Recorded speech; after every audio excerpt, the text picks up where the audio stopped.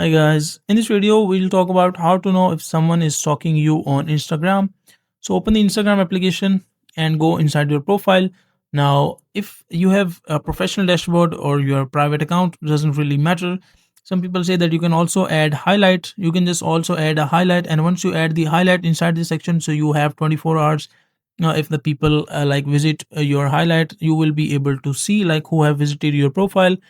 But let's say that you don't want to do that, so what you can do is just scroll down, and once you keep scrolling inside this section, as you can see, I have very few friends. So I am seeing all the relevant accounts which are, you can say, related, or you can say these are some accounts which are visiting my profile or somehow linked to me. Either they have the phone number, the contact information, or they are visiting my profile if they are not like inside my mobile contacts.